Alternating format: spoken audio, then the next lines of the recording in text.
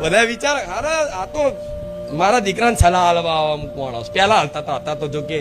સલાહ લેવા આવે પેલા મારી આ લોકો કામ કરાઈ કરોડ રૂપિયાના 2 કરોડના જમીનના કામ થઈ જાય છે મારી તો શ્રીફળ ચુંદડી અગરબત્તી મત બસ કરાઈ દે કામ કરાઈ દેશે એટલે કરોડોનો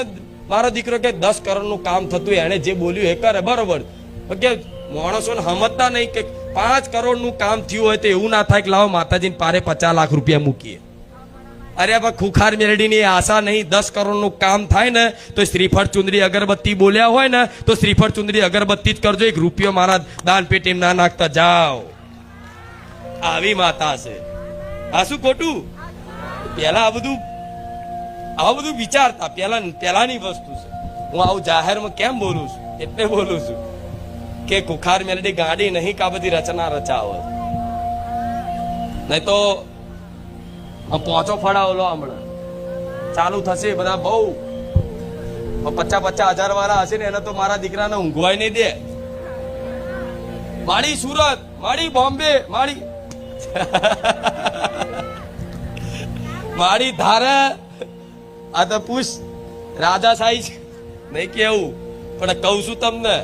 ઈચ્છા થાય તો મારા દીકરાને કોકને મળવા દઉં નકર ગમે તેવો હોય ને મોઢે કહી દઉં કે નહીં મળે પૈસા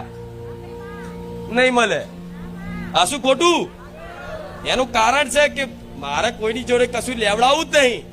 કોઈની અધીન હું માતા મારો દીકરો નથી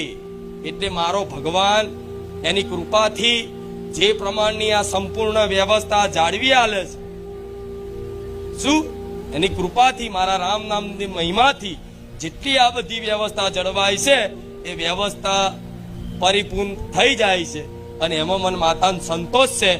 તમે અહીં કશું નહીં કરો દાન નહીં કરો મંદિર પેટે નહીં લખાવો કશું જ નહીં કરો પણ ખાલી મારા રામનું નામ લેતા રહેજો બસ